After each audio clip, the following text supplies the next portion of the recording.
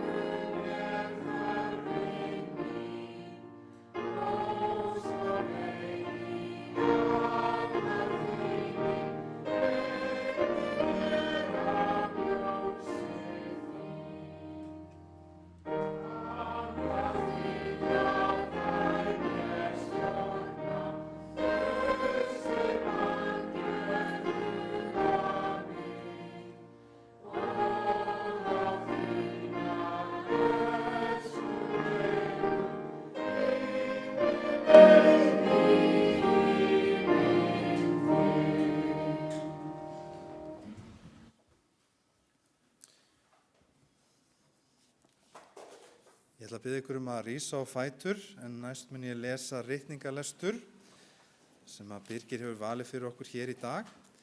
Ritningalesturinn að finna í Postulasögunni 10. kafla. Í Postulasögunni 10. kafla og vers 34 til og með vers 35.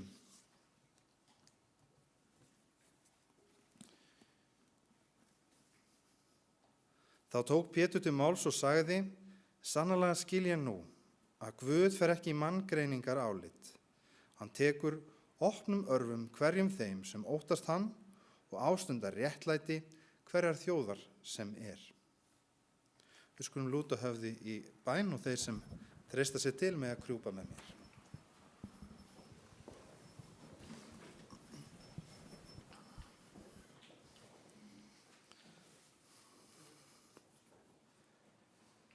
Kæri himneski Faðir, við þökkum þér fyrir allar blessanir þínar, fyrir allar þær gjafir sem þú hefur gefið okkur. Við lofum þig sem skapara himins og jarðar. Við þökkum þér fyrir það að þú hefur tekið frá þennan hvíldardag fyrir okkur til að koma saman, að lofa þitt nafn og að njóta samveru með hverjum öðru. Kæri himneski Faðir, við biðjum þig að vera með öllum þeim bænarefnum sem rituð eruð í bænarbók safnaðarins. Kæri Faðir, það eru líka á hugum okkar og hjörtum áhyggjur fyrir ástvinum, í erfiðum kringumstæðum, fyrir okkur sjálfum, fyrir aðstæðum, fyrir öllum því sem veldur okkur kvíða eða áhyggjum. Kæri Faðir, við viljum gefa þér þessar áhyggjur og viljum leggja þessi mál í þínar hendur. Kæri Faðir, við biðjum fyrir land og þjóð, fyrir ráðamönnum og fyrir kirkjun okkar hér á landi, fyrir þeim sem stýra og leiða og fyrir okkur öllum hinum. Kæri Guð, við biðjum þig þína fyrirgefningu, okkur fyrir handa, fyrir okkur hvert og eitt, en líka fyrir okkur sem söfnuð. Kæri Faðir, við vitum það að náð þín er ný á hverjum degi og við viljum taka á móti henni. Góði Guð, við biðjum þig á sérstakan hátt að vera með okkur hér í dag. Blessa þessa stund og leið okkur. Ég bið þig að blessa Birgir þegar hann talar til okkar á eftir og ég bið þig að opna hjörtu okkar og hug. Ég bið þess alls í þínu nafni, í Jesú nafni. Amen.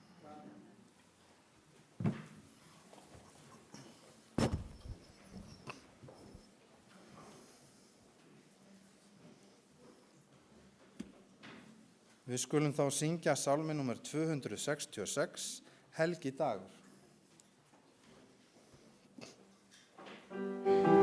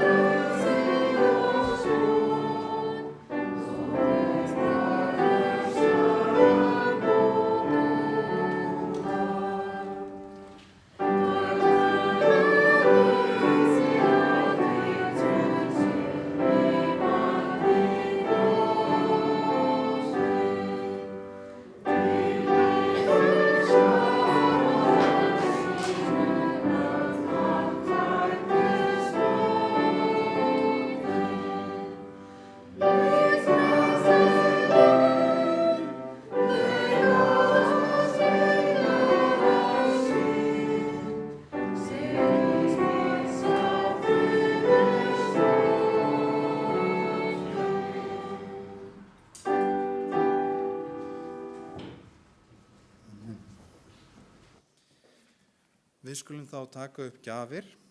Gjafirnar að þessu sinni eru teknar upp til safnaðarsjóðs og eru nýttar til þess að reka húsnæði hér og fyrir starfið hér. Þetta er að sjálfsögðu frjáls framlög.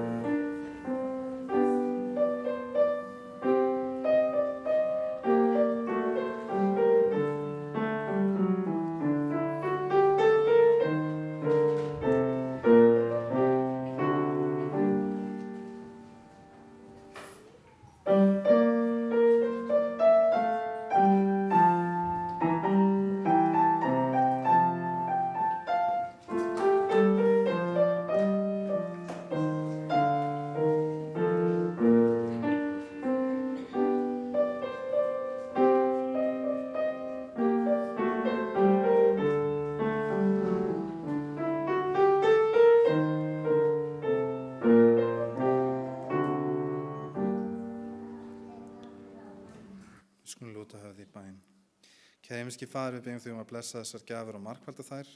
Byggjum þig að leiða starfið og vernda. Í Jesú nafni. Amen.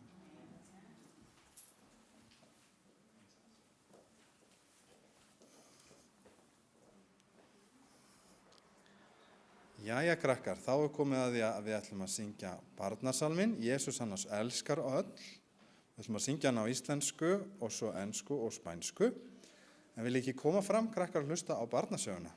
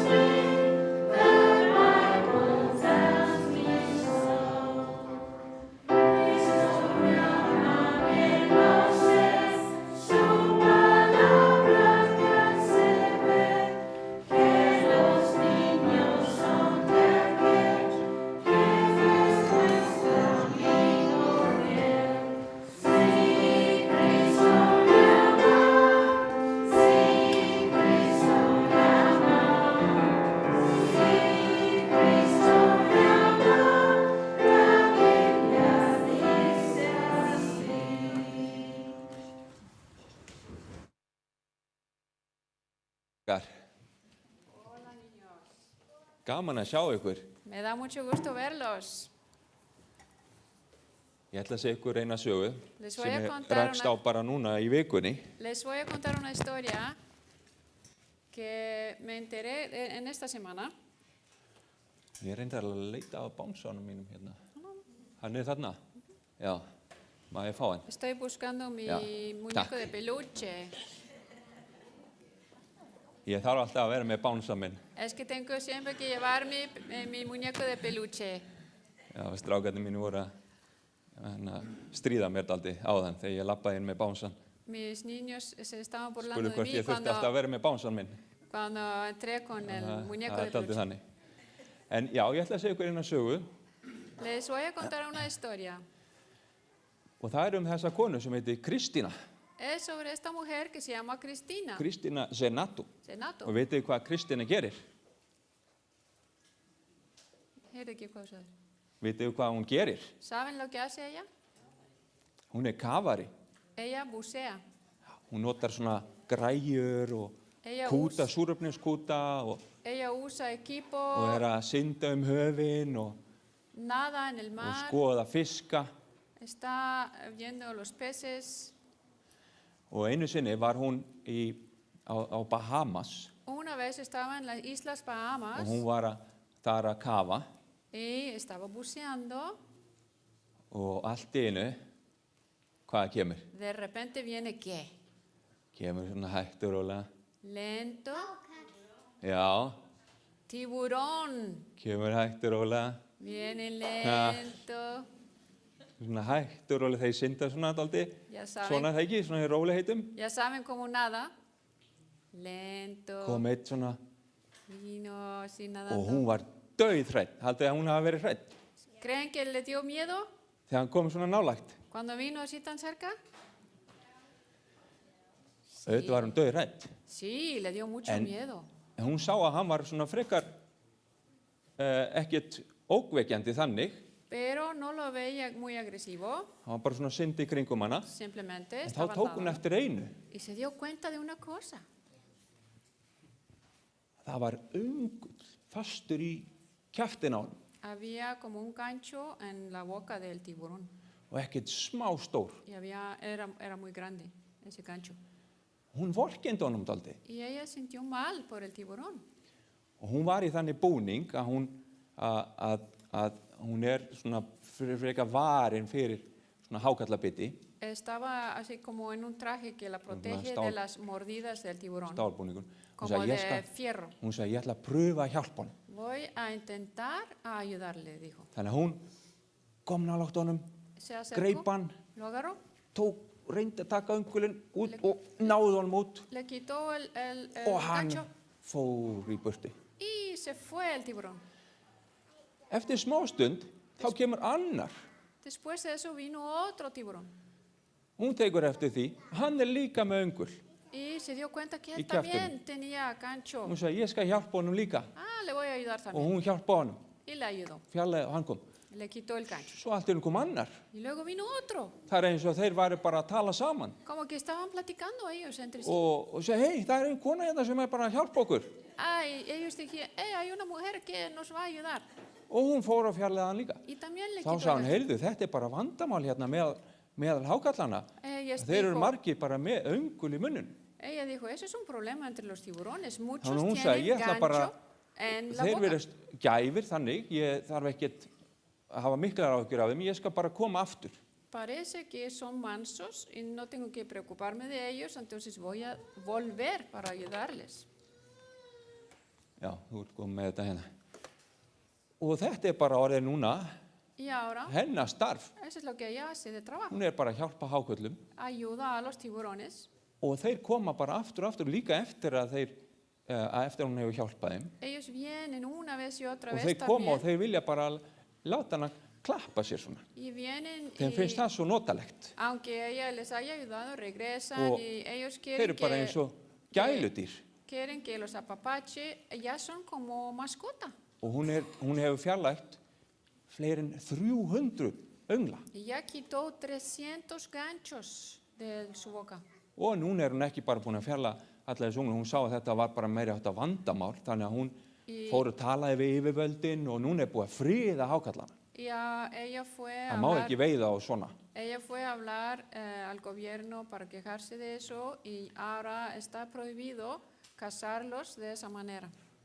En er það ekki stórmerkilegt að svona dýr ¿Verdad með que svona es interesante? beitta tennur Tiene og dálítið ókveikjandi tiene dientes filosos að þau eru líka verið vera bara góð también tienen algo bueno en sí og vilja bara kúra y og láta degra við sig quieren, eins og önnur dýr. quieren que los apapachen. Og þetta svona segir mér dálítið heitt. Eso es lo que me dice, una Kannski, cosa me dice. þó kannski í dag þá þarf að vera í svona sérstökum búningum til þess að umgangast hákarla. Hoy tenemos que usar un traje especial para poder estar alrededor de tiburones. En þegar Guð lagar hlutina og gerir allt nýtt, Pero cuando Dios arregla todo y þá todo munum við bara recrea, kannski geta synt með hákarlum vamos a poder nadar og klappa þeim. con tiburones. Þannig átti þetta að vera og þannig verður þetta. Así estaba pensando Dios en el principio. En svo líka eitt annað sem Kristína segði frá í myndbandinu sem ég horfði á. Y otra Hún sagði að cosa, fólk var henni við að hákarlar væru svo hættulegir. otra cosa que Cristina dijo en su video, que la gente le estaba diciendo que los tiburones eran muy peligrosos. Og þannig gerum við líka dálítið bæði við dýr, við segjum nei, við þurfum bara að útrýma þessi dýr því að þau eru svo hættuleg. A veces decimos eso sobre los animales y lo queremos matar a todos, a los animales peligrosos. En Guð skapaði líka dýrin til þess að vera hérna með okkur. Pero Dios creó los animales para estar con nosotros. Þannig að við þurfum líka að hugsa um þau Entonces tenemos que pensar en ellos og también leyfa þeim að hafa sitt pláss. y darles espacio. En svo líka stundum líka erum við dálítið þannig við annað fólk. Við segjum, heyrðu, passaði á þessu fólki, þau eru hættuleg.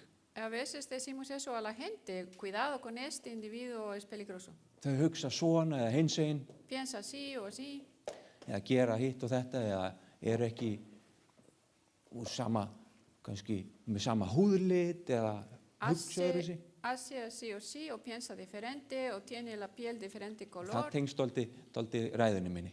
Y eso se conecta En við erum dálítið mikið í því að segja, hei, þau og við. con mi sermón. Muchas veces decimos nosotros y ustedes, Og það o er mikilvægt nosotros o ellos. að oft þegar við kynnumst fólki, Cuando að þá er llegamos það yfirleitt með gott hjarta.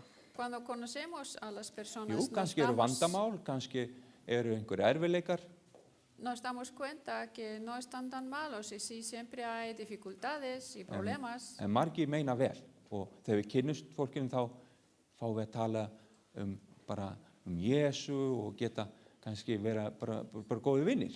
Mucha gente tiene buen corazón y hasta podemos hablar de Jesús con ellos. Þannig ef að muni eftir þessari sögu Kristinu og hákallana. Vamos a acordarnos de la historia de los tiburones y Cristina. Ok, takk fyrir. Gracias.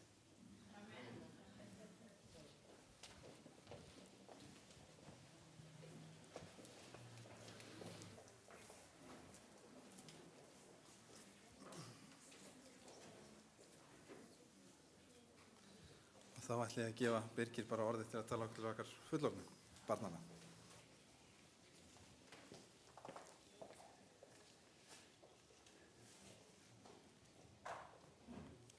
Ég ætla að reyna að hæga eins á mér. Allt í fínu. Já, en gleðilegan hvíldardag. Feliz sábado. Gott að vera hérna. Me da Með ykkur í dag. gusto estar aquí. Við hjónum búum hérna hinum við fjallið á Suðurlandinu. Yo y mi familia vivimos del otro lado de la montaña, en el sur del país. Og komum sjaldan í bæinn á helgar. Y pocas veces venimos aquí a Fueron- la ciudad durante los fines de semana. Höfum verið að fara í kirkjuna á Selfossi. Nosotros vamos a la iglesia en Selfoss. En það er gott að vera hér og við náttúrulega vorum hér mikið áður fyrr. Nos da mucho gusto estar aquí y muchas veces estuvimos aquí hace unos años. Og verðum áfram eitthvað. Y claro, vamos a seguir estando. En ég ætla að segja ykkur frá sögu og þetta er dálítið skemmtileg saga, sagan Pétur og Cornelius. Les voy a contar una historia y es una historia muy interesante de Pedro y Cornelio. Og þegar ég var að lesa hana, það var líka dálítið svona fyndin að einhver leyti. Es una historia, me parece una historia un poco chistosa. Og ég held að þið þekki hana, en þarna þessi hershöfðingi, Rómverja, Cornelius. Ese es el que dirige un militar, un general. Og hann heiðingi Es un pagano, fyrst, en hann hefur tekið við trúnni. pero ha tomado la fe cristiana orðin kristinn og mjög trúrækin y es muy fe, muestra mucha fe en su vida. og hann eiginlega, eins og við lesum hérna í sögunni, maður nokkuð var í Sesaríu, Cornelius að nafni, þetta í Póstulasögunni 10. kapla, 1. til 5. vers. Si vamos a Hechos 10:1, se dice la historia. Og frá öðru versi, hann var trúmaður og dýrkaði Guð og heima fólk hans allt. Gaf hann liðnum miklar ölmusur og var jafnan á bæn til Guðs. Þannig að hann mjög trúrækinn, og hans fjölskylda, Él hann að biðja til Guðs. Él tenía mucha fe, pío y temeroso de Dios con toda su casa y que hacía muchas limosnas al pueblo y oraba a Dios siempre. Og svo gerist áhugavert. Dag 1 nón, sá 3. versi, sá hann berlega í sín engil Guðs koma inn til sín. Sagði við hann, Cornelius. Ahora viene algo interesante. Este vio en visión manifestamente como a la hora 9 del día que un ángel de Dios entraba a él y le decía, Cornelio.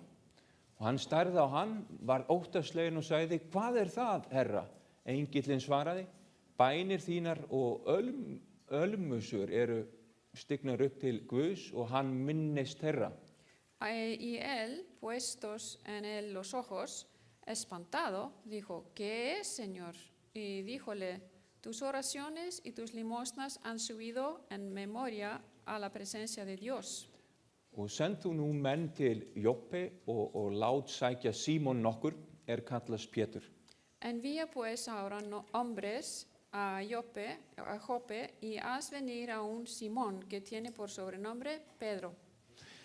Það sem fannst áhugavert við þessa sögu, og hann aldrei fyndið að þarna þessi maður, hershöfðingi, og hann mjög trúrækinn. Lo que me parece muy interesante de esa historia, que aquí hay un general en la militar y tiene mucha fe.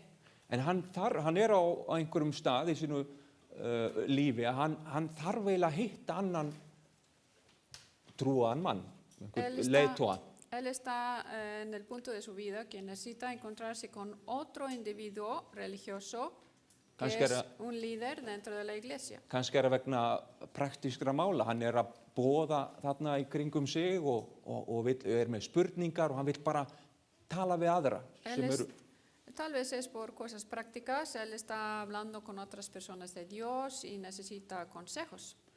Einhver aðra sem í sömu trú. Con otros que tienen la misma fe. Og englarnir fara þarna að vinna með honum. Y los ángeles empiezan a trabajar con él. Þeir segja, heyrðu, já, og þau koma til hans, heyrðu, það maður að koma og þú vilt ekki missa honum, hann heitir Pétur. Y los ángeles le dicen, ve a hablar con él. Pedro que viene ya pronto por aquí. En, ef maður hugsar út frá svona hóli englana, pero si pensamos de la perspectiva de los ángeles, það vandamál. Hay un problema. Hann segi, sem ég þarf eiginlega að græja, áður en að þið hittist. Hay un problema que se tiene que arreglar antes de que se encuentren. Þessi maður Pétur, Ese Pedro, hún vist aldrei erfitt að umgangast heiðna menn. Le cuesta mucho trabajo compartir su tiempo con paganos. En hann sagði, ég skal vinna í því. Pero el ángel dice, yo voy a arreglar eso. Og sagan heldur áfram þannig, og náttúrulega við vitum að Pétur síðan fær sýn. Y luego sigue la historia y sabemos que Pedro recibe una visión. Og í þessari sýn þá sér hann dúk, Y en esa visión síga niður. ve que viene una manta desde de arriba y viene para abajo. Og á þessum dúk fullt af óhreinum dýrum. Y sobre esa manta hay muchos animales inmundos. Og þið vitið í hefðum gyðinga þá voru hrein og óhrein dýr. Y como saben, Þau flokkuðu dýraríkið þannig.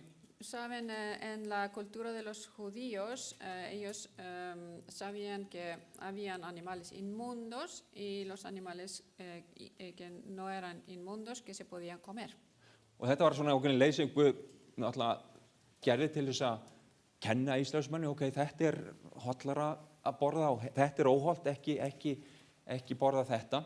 Es lo interesante que Dios usa esto para enseñarles qué animales que pueden comer y qué animales no pueden comer. Þannig að Guð að hugsa velferð Ísraelsmanna með því að gefa þessar leiðbeiningar. Porque está preocupado por su salud y él está preocupado por el bienestar de los israelitas y por eso les da esos consejos. Og mér finnst þetta mjög áhugavert og flott að þetta sé í Biblíunni, svona leiðbeiningar sem við getum líka hagnast á að fylgja. Esto es muy interesante, que es información que podemos encontrar en la Biblia y podemos aprovechar de eso también. En gyðingar voru líka að flokka fólk svona. Þetta óhreint fólk, heiðin, og þetta hreint, það eru gyðingar. Entonces hacían lo mismo con la gente, decían, esa gente es inmunda y esta gente es limpia como nosotros los judíos. Og í þessari sýn þá segir Guð, Pétur, þú mátt borða þessi dýr sem eru óhrein. Y Dios le dice a Pedro en la visión, tú puedes comer estos animales impuros, inmundos. Og fyrstu viðbrögð Péturs bara, nei, heyrðu, ég gyðingur, ég bara geri það ekki, ég hef ekkert verið að gera það. Y Pedro dice, no, yo soy judío, yo no hago eso. En Guð síðan útskýrir fyrir honum, nei, þetta á við fólk, við farðu út í þennan heim og talaðu við heiðingjana. Pero Dios le dice, no, estoy hablando de gente, ve al mundo y habla con los paganos. Boðaðu fagnaðarerindi. Lleva el evangelio. Og ég með mann handa þér. Y aquí tengo alguien para ti. Cornelius. Se llama Cornelio. Hann þarf að hitta þig. Él necesita verte. Og hann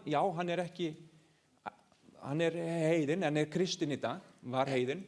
Él es pagano, pero él era pagano, pero hoy en día es cristiano. Þannig að farðu og talaðu við hann. Ve a hablar con él. Og þeir hittast og þetta merkileg saga og Pétur lærir þarna leksju. Ellos se encuentran y es muy interesante y Pedro aprende una lección. Í Galatabréfinu síðan önnur saga. Si vamos a Gálatas, hay otra historia. Hún dálítið svipuð, þarna svipa vandamál. Es parecido el problema que tienen ahí. Núna og ég get sýnt ykkur kort, núna menn komnir til Tyrklands og að boða fagnaðarerindi þar. Ahora han llegado a Turquía y Páll og Pétur hérna í Antíok. Y están predicando, y Pablo y Pedro están ahí en Antioquía. Það tvær Antíokur, það ein líka í Sýrlandi, en þeir hérna í Tyrklandi. Hay dos Antíocas, hay una en Siria y otra en Turquía. Og þarna að myndast nýjar kirkjur. Y ahí se están abriendo más iglesias nuevas. Og það vandamál, og þið lesið það hérna í Galatabréfinu kafla, 11 til 14. Podemos leerlo en Gálatas 2. Það matarboð með heiðingjum. Hay una cena con paganos. Og Pétur, hann segist, nei, ég bara get ekki borða með þeim. Y Pedro dice, lo siento, no puedo comer con ellos. Og hann situr ákveðna fordæmi fyrir aðra kristna þarna að ekki einhvern veginn tengjast heiðnum y él pone un ejemplo í þessum samskiptum og við máltíðir. Para los otros judíos les pone ejemplo para no compartir con los paganos cristianos. Og það sérstaklega því að þetta eftir þessa sýn. Y esto pasa después de esta visión que tuvo. En Pétur ennþá að glíma við einhverja veggi þarna milli hans og heiðinginn. Entonces Pedro todavía está luchando contra esas paredes que hay entre los judíos y los paganos. Og Pétur, Páll, þegar hann sér þetta, þá verður hann dálítið, hann skammar eiginlega Pétur. Cuando Pablo ve esto, regaña a Pedro. Og brefið til Galatamanna eiginlega svona dálítið hann að útskýra þessi samskipti við heiðingjana, hvernig hún fer fram og að menn þurfi ekki að hafa, geta svona lækka ákveðin viðmið þegar þeir eru í samskiptum við heiðingjana. Y en Gálatas Pablo está explicando cómo deben estar tratando con los paganos cristianos y no tener tantas paredes.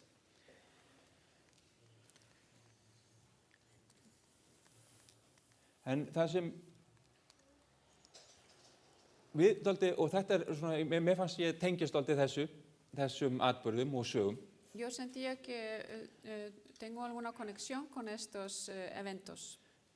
Við vitum að í Gamla testamentu þá eru fyrirmæli það að Ísraelsmenn áttu að halda sér hreinum. Hay, por ejemplo, instrucciones en el Antiguo Ekki Testamento blandast öðrum þjóðum. que los judíos tenían que mantenerse puros y no mezclarse con otras naciones. Samt eru líka fyrirmæli til dæmis til Abrahams að þjóð hans yrði blessun fyrir alla þjóðir. Pero también se le dice a Abraham que su nación iba a ser bendición para todas las naciones. Hvernig getur þú verið blessun fyrir einhvern ef að þú ert ekki nátengdur honum eða ef að þú einhvern megin tengist honum ekki? ¿Y cómo puedes ser bendición a alguien si no te conectas con esa persona? Við lesum til dæmis hérna í 5. Mósebók 7. kafla: því að þú ert drottinn Guði þínum helgaður lýður. Því hefur drottinn Guð þinn kjörið til að vera eignarlýður hans umfram allar þjóðir sem eru á yfirborði jarðarinnar. Aquí dice en Deuteronomio 7:6, porque tú eres pueblo santo a Jehová tu Dios.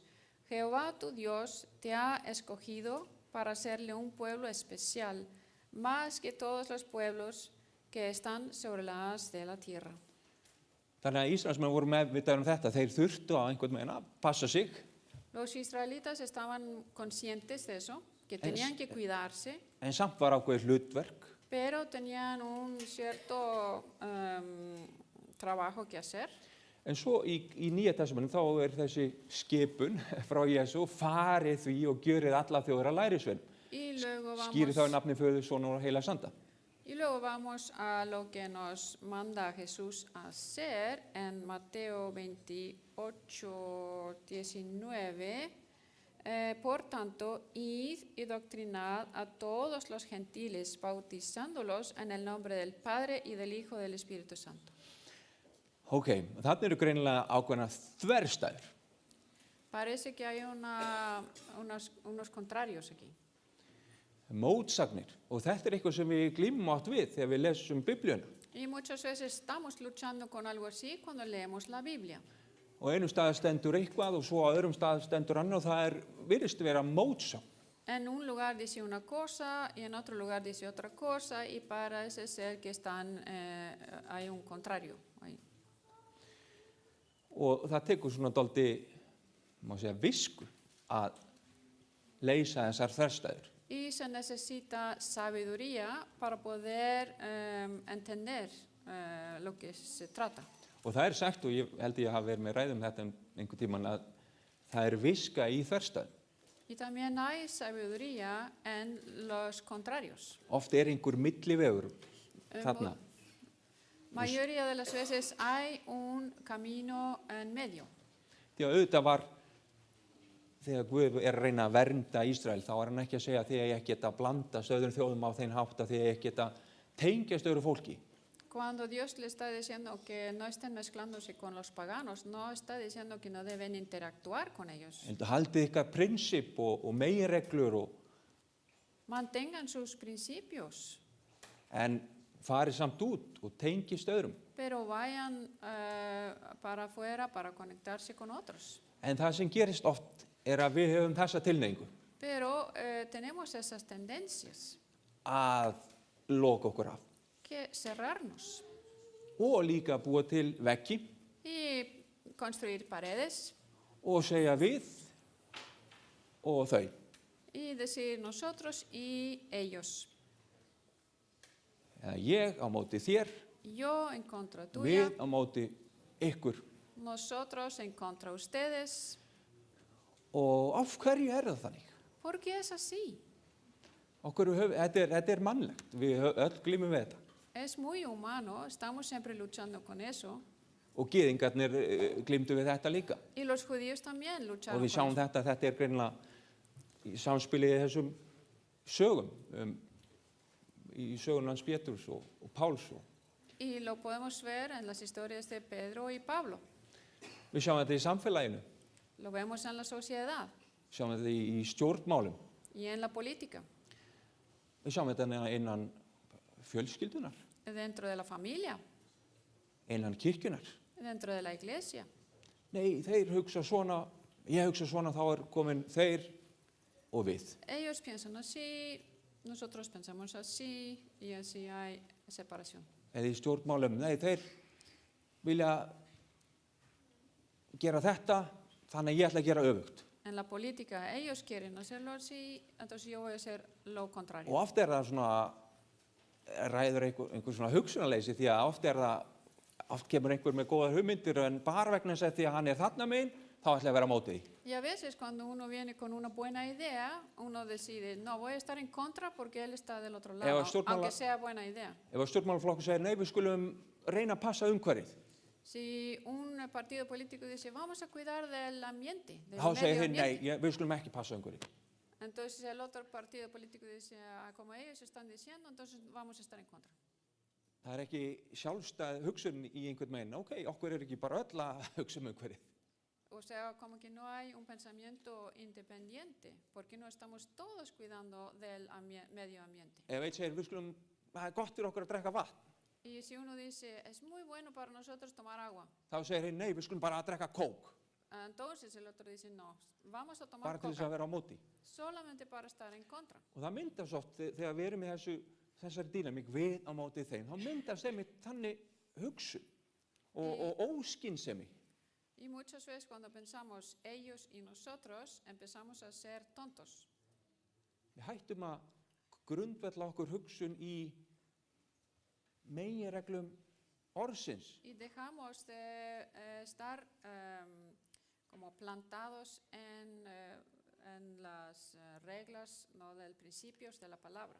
Heldur leifum bara stefnum og straumum samfélagsins einhvern veginn að leiða okkur, hingað og þangað. Y dejamos que todas las corrientes en la sociedad nos lleve para allá o para allá. Og þetta með þessi gerist gert innan kirkna, að Esto fólk puede- fer í svona flokka og Eso fer að puede, rífast hluti sem skipta yfirleitt ekki miklu máli.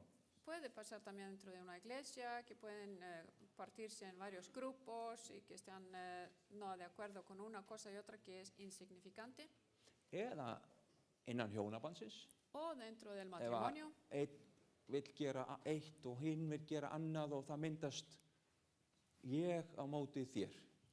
Y uno quiere hacer esto, el otro quiere hacer otro, entonces uno en contra del otro. Og ég týndi saman einhverja svona þætti sem tengja svona þessum samböndum, því að það ef við hugsum út í það miklu auðveldara að gera þetta bara einangra sig. Es mucho más fácil hacer esto, aislarse. Þegar við hugsum út í okkar köllun að fara út í allan heim og boða hefur, það miklu auðveldara bara að vera heima. Si pensamos en el llamado de Jesús de ir a todo el mundo para predicar, es mucho más fácil simplemente quedarnos en Og casa. af hverju auðveldara? ¿Y por qué es más fácil? Því að þá þurfum við ekki að eiga við sambönd, Así no tenemos við que fólk, lidiar, persónuleika. así no tenemos que lidiar con personas. Eins og hérna eru nokkur svona mál sem geta komið upp milli bæði hjóna og líka bara í samböndum almennt. Aquí hay cosas que pueden surgir entre Það matrimonio yfirleitt, það gæti verið skortur á skilvirkum samskiptum. y otras personas, Ég er með enskuna hérna ef falta þarf. de comunicación efectiva, Það mismunur á væntingu til dæmis. Þú hefur ákveðna væntinga til hins og hinn til þíns og það getur verið vandamál ef að það standst ekki. diferencias en expectativas, eso puede ser un gran problema. Og svo fólk yfirleitt með einhvern bakpoka af reynslu og tilfinningum sem það ber með sér. También todos tienen como una mochila llena de emociones y también experiencias pasadas. Og þegar maður uppgötar það, þá allt í einu ok, þá myndast kannski einhver vandamál þar. Y cuando descubrimos eso puede causar problemas. Svo eru líka menn bara og fólk það gerir mistök og það vantraust og svik. Y también puede haber que alguien haga un error, entonces se crea falta de confianza y alguien engaña a la otra pareja. Og ef að fjármál kom inn í söguna, þá getur þau orðið vandamál. Y las cosas financieras pueden causar muchos problemas. Og svo eru mismunandi samskiptaþættir, áherslur. Ég er vanur að heyra eitthvað og fá ákveðin viðbrögð, en þú ert þannig öðruvísi, þú bregðst við öðruvísi. Por ejemplo, hay diferentes maneras de comunicarse. Alguien le hace mucho más fácil escuchar, el otro quiere de alguna otra manera.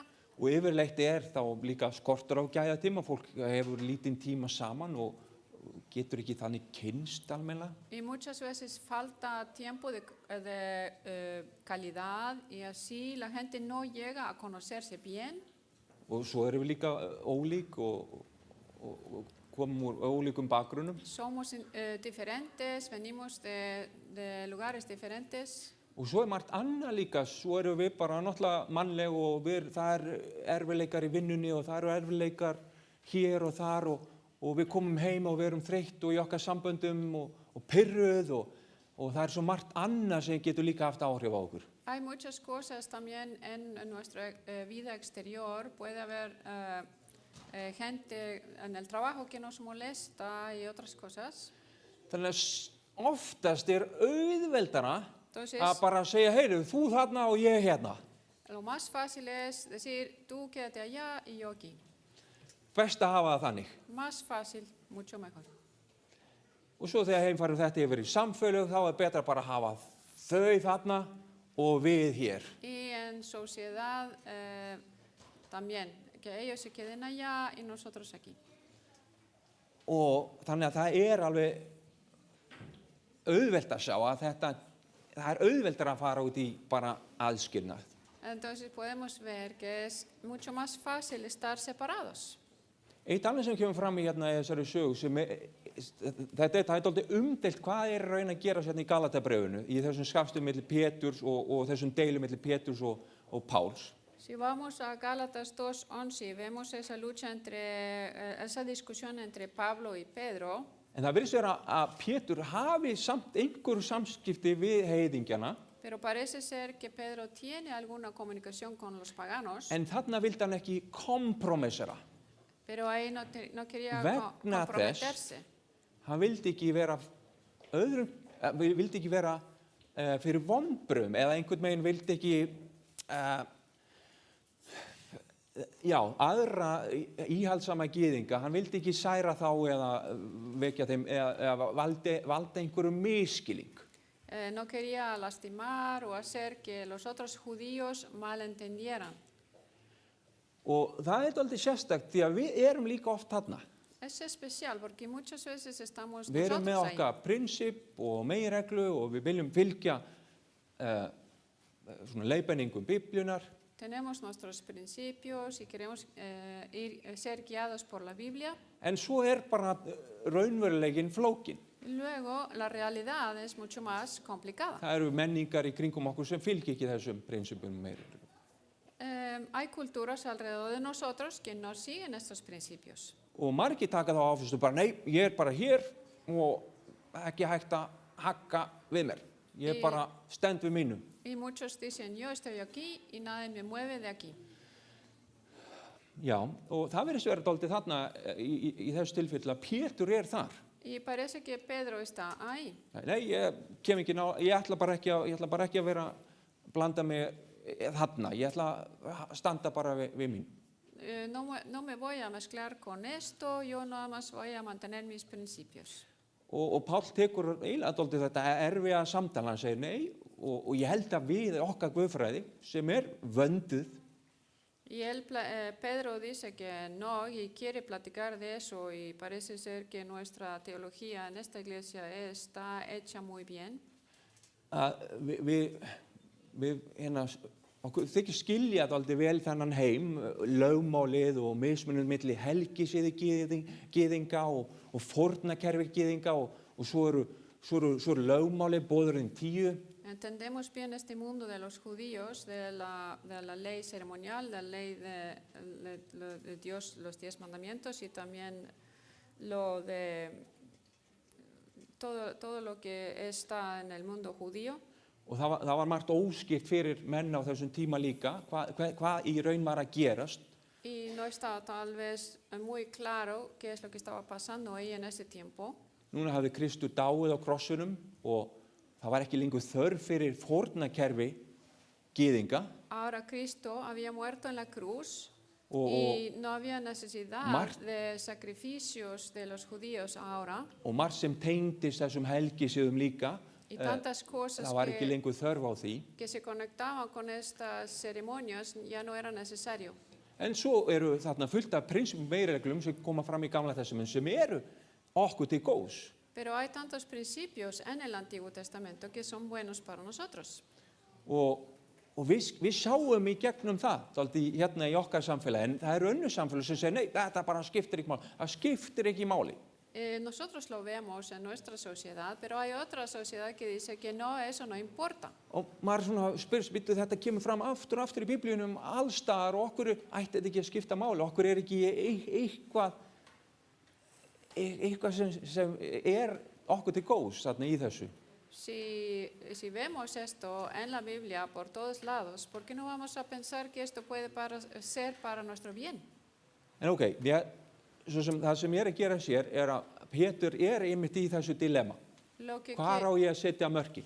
Lo que quiero mostrar aquí que Pedro está luchando con esto, ¿dónde pongo los límites?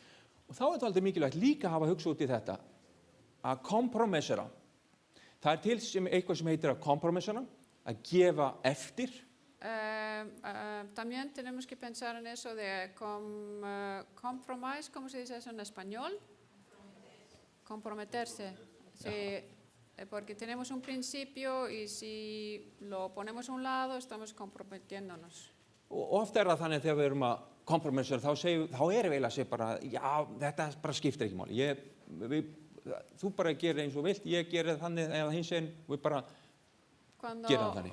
Cuando comprometemos, estamos diciendo, bueno, mi principio no importa. En svo í öðrum ástæðum, kompromissur, ég myndi segja að það væri ekki æskilegt. Y hacer eso, yo pienso que eso no es bueno. En svo til eitthvað sem heitir að lækka viðmiðin. Luego hay una cosa que se llama bajar los ¿cómo se llama eso? Lower the bar, for example. Bajar los estándares. Þá oft aðstæður bara leyfa ekki segjum eitthvað ákveð og þú lækkar viðmiðin fyrir þessar ástæður. Tal vez algo no se permite, tú bajas tu estándar. Þangað til að þú getur leiðrétt einhvern megin eða frætt eða leiðrétt. Hasta que puedas corregir lo que están haciendo y tal vez ayudarles a entender. Þá hækkaru standardinn aftur. Otra vez subes el estándar. Við sjáum eiginlega í Biblíunni rosalega mikið að Guð að gera, hann lækkar viðmiðin til þess að ná fólk upp úr ákveðnum aðstæðum, svo hækkar þeim aftur í það kjöraðstæður sem það ætti að vera. Y podemos ver en la Biblia que Dios todo el tiempo está haciendo eso para las personas, para sacarlos del hoyo en donde están, y cuando ya están afuera, sube otra vez el estándar. Og ég myndi segja að það væri munur þarna á milli að þegar þú gerir hluti viðsvindandi, mann lækka viðmið, tekur tillit til aðstæðna, en að kompromettera. Kompromettera þá ertu eiginlega ekki að stefna aftur á hinnar kjöraðstæður. Es diferente en nuestra vida bajar el estándar al lado de comprometer, porque si uno compromete, nunca vas otra vez a subir el estándar. En ég held að Páll einmitt dálítið á þessu sviði þarna í Galatabréfinu. Hann að tækla þessi samskiptamál sem koma upp. Y eso es lo que está haciendo Pablo en Gálatas. Og ég held að sé mjög mikilvægt fyrir okkur líka að átta okkur á þessu en svo líka að stundum búum við til reglur sem ekki mikilvægar. Y es muy importante entender eso. Y también a veces ponemos reglas que no son importantes. Það eru til dæmis söfnuðir sem segja að það sé bannað að halda afmælisveislur. Por ejemplo, hay iglesias que dicen que está prohibido celebrar cumpleaños. Og ég myndi segja, ég að kompromettera þarna með því að halda, bara því að ég vil halda afmælisveislur? Entonces yo me pregunto, ¿estoy comprometiendo al no hacer una fiesta de cumpleaños? Ég myndi segja nei, því að þetta hvergi í Biblíunni sem stendur að ég megi ekki halda afmælisveislu. Yo diría que no, porque no hay en ningún lugar en la Biblia que dice que no puedes hacer una fiesta de cumpleaños. Þannig að það mikilvægt að þekkja ritninguna. Es importante entender la Biblia. Og vera grundvallar í þeim meginreglum sem Biblían kennir okkur. Que tengamos nuestras Þess að raíces. sveiflast ekki bæði þegar kemur að þessu pólitíska og stjórnmálasviðum og líka hugmyndafræði, að við sveiflum ekki fram og tilbaka. Que estemos con nuestras raíces en los principios de la Biblia para que vientos de todo tipo de cosas nos lleve para allá y para acá. Að við séum grundvölluð á þann hátt að líka geta sjá hvar við getum lækka við menn og hvar ekki. Y tenemos que tener ese fundamento para saber dónde puedo bajar mi estándar y en dónde no puedo bajar mi estándar. Og í þessu tilfelli hérna við þessa máltíð þá fannst Páll þarna ekki vera tilefni til þess að vera að vera stífur. Y ahí en esta comida Pablo pensó, ahí no era razón para estar tan rígido. Þannig að hann áminnur hann Pétur. Entonces regañó a Pedro. Og hérna í reikningaversunum þá tók Pétur til manns, sannlega skilið nú að Guð ekki í manngreiningar álit, hann tekur opnum örmum hverjum þeim sem óttast hann og ástundar réttlæti hverja þjóða sem Entonces Pedro, abriendo su boca, dijo, por verdad hallo que Dios no hace acepción de personas, sino que de cualquiera nación que le teme y obra justicia se agrada. Og ástæðan Guð fyrir ekki manngreiningaláti því að hann veit að við erum öll eins ¿Y por qué í grunninn. no hace Dios diferencia entre las personas? Porque Él sabe que más o menos somos Og iguales. við lesum það til dæmis í Rómverjabréfinu, en 3. kafla fondo- 9. til 10. vers. Vamos a Romanos 3, 9 a 10. Hann segir, hvað þá höfum við þá nokkuð fram yfir? Nei, alls ekki. Við höfum áður gefið bæði gyðing og Grikkjum að sök að þeir væru allir undir synd. En eins og ritað ekki neinn réttlátur, ekki neinn. Dice Pablo, ¿qué pues? ¿Somos mejores que ellos? En ninguna manera, porque ya hemos acusado a judíos y a gentiles que todos están debajo de pecado. Como está escrito, no hay justo, ni aun uno. Þannig að þegar við lendum í svona þessum erfiðleikum í samskiptum og að tengjast fólki, Cuando tenemos problemas de estar en comunicación con personas y conectar con ellos, þá svo mikilvægt að vita að við erum í grunninn eins. es muy importante entender que en el fondo todos somos iguales. Þarna manneskja sem þarf á frelsun Jesú Krists að halda, Allá hay una persona que necesita la salvación de Jesús, alveg eins og ég. así como yo. Hann hefur annan bakgrunn Él tiene otro tipo de fondo que og yo. kannski hefur hann ekki sömu upplýsingar og ég, Tal vez no tiene la misma información que yo, en í grunninn erum við eins, við erum sköpuð í mynd Guðs. pero todos estamos creados en la imagen de Dios. Og kjarni kristinna trúar akkurat þetta konsept að Guð, þegar við fórum okkar leiðir og ákveðum að fjarlægjast Guði og synga, El meollo de nuestra religión es que cuando nosotros nos alejamos de Dios y decidimos pecar en contra de Él, þá hefði Guð geta sagt, já, þið viljið vera þarna. Dios pudo haber dicho, ustedes quieren estar allá, Þannig að ég skal bara vera hér og þið verðið bara þarna. entonces yo voy a estar aquí y ustedes quédense Ég ætla allá. bara að leyfa ykkur að vera þarna Y los voy a dejar que og estén allá. uppskera afleiðingar af ykkar ákvörðunum. Y que tengan el fruto de sus decisiones. En var það þetta sem Guð gerði? Pero ¿es lo que hizo Dios? Nei, No. hann ákveður að koma til okkur. Él decidió venir a Og nosotros. þetta náttúrulega holdtekjan. Y es cuando Él nació. Því að svo elskaði Guð heiminn að hann gaf son sinn eingetinn til þess að hver sem á hann trúir glatis ekki heldur hafi eilíft líf. Porque Í de, Jóhannes 3:16. porque de tal manera amó Dios al mundo que ha dado a su Hijo unigénito para que todo aquel que en Él cree no se pierda, mas tenga vida eterna. Guð sendi ekki soninn í heiminn til að dæma heiminn, heldur að heimurinn skildi frelsast fyrir hann. Porque no envió Dios a su Hijo al mundo para que condene al mundo, mas para que el mundo sea salvo por Él. Það var ekki við á móti þeim, No éramos nosotros en contra de ellos, heldur þetta okkar vandamál. sino es nuestro problema. Og við sjáum það svo skýrt að meiri segja eftir að Jésu var hafnað Y lo podemos ver muy og claro hann krossfestur. cuando rechazan a Jesús y lo crucifican. Þá segir hann, Faðir, fyrirgef þeim því að þeir viti ekki hvað þeir gjöra. Él dice, Padre, perdónalos porque no Hann saben lo que ennþá hacen. í staðins að segja, hei, nei, núna komið nóg, núna fór yfir strikki, núna þeir komnir hinum einn. No estaba diciendo, ahora sí han llegado al límite, ya no más, ya están del otro lado. Hann ennþá Todavía está við vinnum með þessu vandamáli saman. diciendo, vamos a trabajar en ese problema juntos. Og þannig lykill munur. Við á móti þeim eða við saman. Esa es la diferencia. Nosotros en contra de ellos o lo hacemos juntos. Og það dálítið dýnamík eins og þegar við hugsum börnin okkar. Por ejemplo, podemos ver esa dinámica entre nuestros hijos.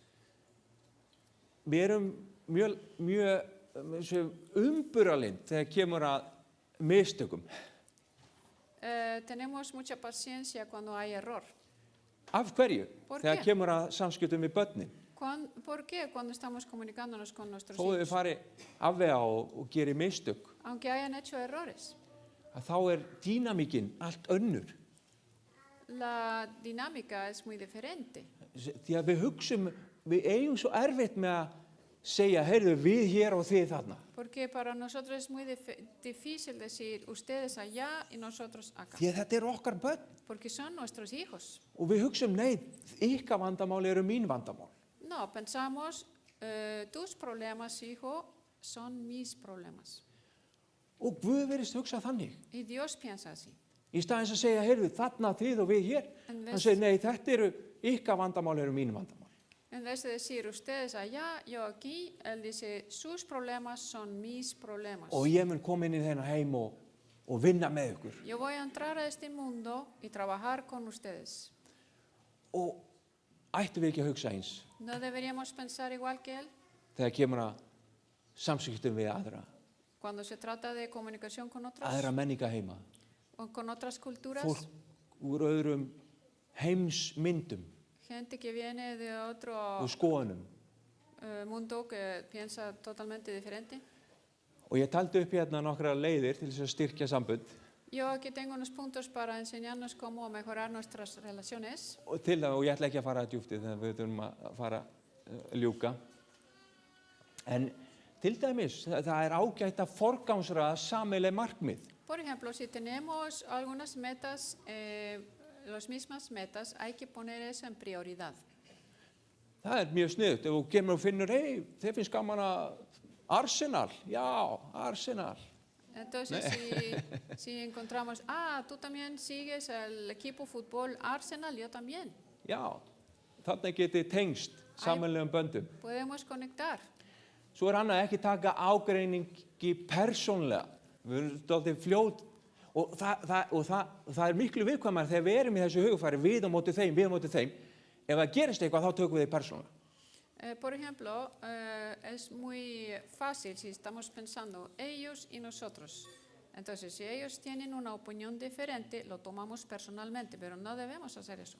En ef við hugsum við erum saman, Pero si pensamos, estamos juntos, þá erum við meiri umburalind fyrir mistökum og einhverjum ágreiningi. Entonces, si estamos juntos en el mismo equipo, tenemos más resistencia a eso que las otras personas tal vez piensan diferente. Svo taka því sem maður er komið að borðinu, það er bara, ó, vá, þú ert með hæfileika, heyrðu, frábært, fögnum því og reynum að, einhvern veginn að upphefja það. Por ejemplo, si el otro individuo viene con alguna cosa buena, entonces hay que celebrar eso. Og það getur verið að hlutin verði ekki gerðir nákvæmlega eins og við viljum eða hugsum að þeir ættu að vera. Tal vez no es exactamente igual como yo debería hacerlo, o yo quisiera hacerlo o debería hacerse. En þín nærvera og þín samskipti munu einhvern tímann leiði ljósa og þín handleiðsla getur kannski aðstoða manneskjunni að koma á einhvern annan stað ef það er þörf á því. Pero tal vez si la relación está bien, entonces tú podrías ayudar a esa persona a llegar a una conclusión correcta. Svo skilja hvað er á bak við gjörðir. Entender bien cuáles son las motivaciones atrás de la acción. Því að oft þó að fólk tali klunnalega, klaufalega eða einsinn, þá eru kannski góð mótíf eða hvöt. Tal vez alguien no sabe medir su tono de voz, no sabe decir las cosas, pero a lo mejor el motivo es bueno. Að við séum bara besti að lesa mótíf. Hay que leer bien el motivo atrás de lo que uno hace. Og svo er líka mikilvægt að ekki vera hræddur eða hrædd að taka á við ágreining. Y no tener miedo si hay un conflicto, tratar de resolver el conflicto. Því að oft myndast eitthvað ádeilisefni Muchas veces hay un conflicto og það finna það allir. y todo el mundo lo siente, Það vita allir að það er eitthvað í gangi. que todo el mundo siente, algo está pasando. Og þá ekki skynsamlegt að bara hunsa vandamáli. Entonces no es muy inteligente ignorar el problema, Heldur þurfi að taka samtalið. pero hay que platicar. Og þá mikilvægt að huga samskiptum sem byggja á samkennd. Entonces hay que tener empatía. Að beita ákveðna skynsemi í hvernig þú beitir röddinni og hvernig þú talar Mostrar sabiduría, cómo og usas. sýna virkilega að þú hefur samkennd, þú ert að huga velferð einstaklingsins. Tener sabiduría de cómo usar la voz en una manera suave y tranquila y tratar de entender. Og svo byggja upp menningu sem grundvöldu bara í virðingu. Y también construir una cultura entre ustedes de respeto. Og það mjög mikilvægt í svona kirkju og samfélagi að við hugum að því. Es muy importante en una iglesia que estemos pensando en eso. Þið munu kynnast alls konar hugmyndum og kirkjan stendur fyrir ákveðnum grundvallar hugmyndum. Ustedes van a llegar a conocer ideas y la iglesia tiene ciertas ideas básicas. Og það mikilvægt að sýna þessu umhverju virðingu. Y es importante respetar eso. En svo líka ef við höfum ákveðna áherslu sem út fyrir kannski þessar grundvallar hugmyndir. Y luego, si tenemos alguna énfasis que está fuera de estas ideas básicas, Það líka sýna öðrum virðingu að vera ekki þá að ýta undir eitthvað sem kannski það sem pláss fyrir sveigjanleiki, sem kannski á einhverju gráu svæði. no mostrar falta de respeto a esa persona y dejar que tal vez florezca también su idea. Og svo myndi ég segja, að miða því að veita öðrum innblástur frekar en að stjórna. Tratar de inspirar a la gente en vez de tratar de controlar y Því manipular. að það mjög sterk inn í okkur að vilja stjórna. Es muy fuerte en nosotros querer controlar Gerðu þetta svona. y manipular Og þú bara veist betur. y decir siempre yo sé mejor que tú. En það eiginlega okkar líferni, Nuestra vida, hvernig við komum fram við fólk og hvernig við högum okkur sem held ég talar hærra. nuestra vida, como tratamos con las personas y cómo nos comportamos, es lo que habla más fuerte. Að vera innblástur, vera blása í brjóst og Inspirar a la gente. já. Ok, það sem ég ætla bara að ljúka á smá svona forvitnilegri staðreynd eða sögu. Voy a terminar con una historia. að þessa deilu sem áttu sér stað hérna í Antioch, El conflicto que hubo ahí en Antioquía, Antioch og Iconium og Derbe, þetta eru ákveðna kirkjur sem koma fram þarna í Nýja testamentinu. esas tres iglesias se mencionan en el Nuevo Testamento Það tilheyra þessu svæði hérna sem við tala Galatia, y le pertenecen a este área que se llama Galacia sem í Tyrklandi, þarna miðhluta Tyrklands. o Galatía, Á þessu no sviði. sé cómo decirlo. Og þetta er aldrei merkilegt að þetta svæði hérna, Es interesante que ese lugar hérna voru þrír keltneskir ættbálkar. habían tres keltas, tres tribus keltas. Keltarnir sem voru þjóðflokkar hérna í Evrópu, Ellos eran, þeir ferðust alla leið til Tyrklands og settust hérna á þessu svæði. habían tribus en Europa Y que Tyrklandi. se mudaron para allá, a Þannig Turquía, kringum 300 fyrir Krist. alrededor de 300 antes de Cristo. Þannig að þegar Páll og Pétur og hans lærisveinar og að boða hérna á þessu svæði, þá eru þeir að boða til þessara kelta. Entonces, cuando Pedro y Pablo están ahí predicando, están predicándole a los Og það keltas. eru líka aðrir hópar, það eru Grikkir og Rómverjar og Gyðingar. Hay otros grupos, los griegos, los romanos, Á- los judíos. Á tímum Páls þá er orðin dálítið mikil blöndun. Hay mucha mezcla. En við vitum síðan, og þetta er náttúrulega bara, ég get ekki sagt mikið um þetta, það er voða lítið um þetta, það eru þrír ættbálkar, keltneskir ættbálkar sem settust niður hérna á þessu svæði. Yo no puedo hablar mucho de eso porque no hay mucho comprobante, pero habían tres tribus que se asentaron ahí en Turquía. En við vitum að kristni Pero- dreifðist mjög hratt Evrópu þessu fyrstu aldir. Sabemos que la cristiandad se fue por muchos países en los primeros 100 siglos, en los primeros siglos. Til dæmis dökkbláu svæðin eru þau svæði sem urðu kristin eða fyrir 300 eftir Krist. Por ejemplo, el azul oscuro es donde la gente se volvió cristiana antes del 300 después de Cristo. En það er náttúrulega mjög líklegt að sumi keltar sem tóku við trúnni, að þeir hafi farið á þau svæði þar sem keltarnir voru. Puede que esos keltas que estaban en Galacia fueron a otros lugares donde están los cristianos. Og meðal annars til Írlands og Bretlands. Por ejemplo, a Irlanda y a Inglaterra. Og svo í kringum 700 cirka Y alrededor Þá de 700 eru þeir að fara til Íslands til se dæmis. están yendo a Islandia, por Og ejemplo. það eru okkar íslensku papar. Y estos son los papas que Og nosotros áður en að víkingarnir komu til Íslands, Y antes de que los vikingos vinieran para þá acá, voru nokkuð samfélög hérna af pöpum eða keltneskum kristnum habían, mönnum og kannski fjölskyldum. habían keltas cristianos, familias. En ekkert af þessu hefði gerst No hubiera pasado eso ef að Pétur hefði haldið sinni hugsun við og þeir. si Pedro se hubiera mantenido su idea, ellos y nosotros. Ég er gyðingur, bara tala við gyðinga. Yo, judío, solo hablo con judíos, Því að keltarnir voru ekki gyðingar, porque los keltas no eran judíos, þeir voru heiðnir. eran paganos. Rómverjarnir voru ekki gyðingar, þeir voru heiðnir. Los romanos no eran judíos. Grikkirnir voru heiðnir. Y los griegos también eran paganos. Og í Opinberunarbókinni þá þessi mögnulýsing, Si vamos a Sjöunda kafla, Apocalipsis 7, 9, 9. 10, vers og 10. Og það eftir þetta sá ég og sjá, mikill múur. Hann að lýsa sinni í sín þegar hann sér eftir endalok tímana, þegar hinni heilögu ganga í gegnum hliðin í Nýja Jerúsalem. Él está describiendo después de todo lo que, cuando se acaba esta tierra y los santos están entrando por las puertas de la ciudad santa Jerusalén. Og hann sagði, ég sá mikill múur sem enginn gat tölu á komið.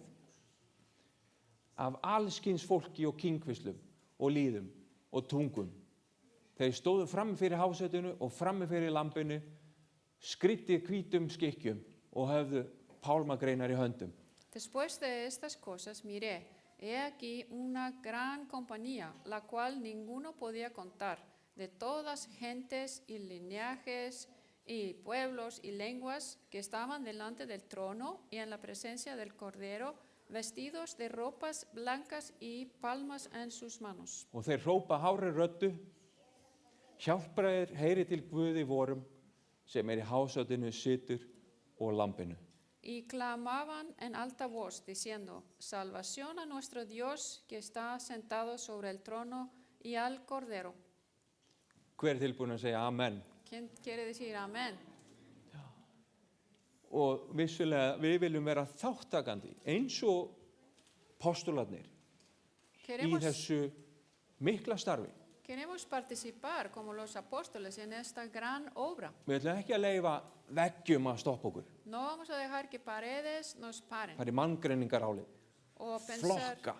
poner gente en ciertos grupos. Við viljum fara út í endimörk jarðarinnar Queremos ir al fin del mundo og boða fagnaðarerindi Jesú Krist til allra. y llevar el evangelio a todos, Heiðingja, gyðinga, judíos, múslima, musulmanes, paganos, asískum þjóðum og los asiáticos, americanos. allar þessar heimsálfur. Við viljum vera allstað því að þetta fagnaðarerindi Jesú Krist það dýrmætasta og verðmætasta sem við höfum. Porque el evangelio de Jesucristo es lo más valioso que tenemos. Megi Guð blessa ykkur. Que Dios los bendiga. Amén.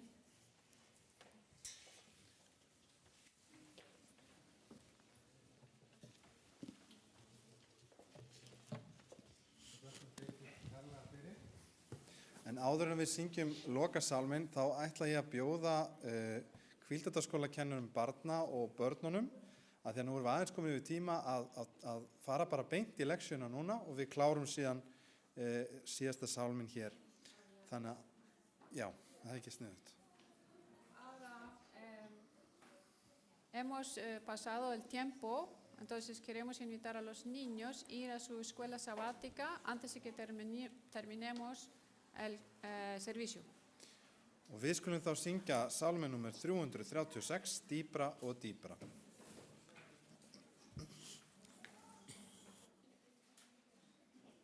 Thank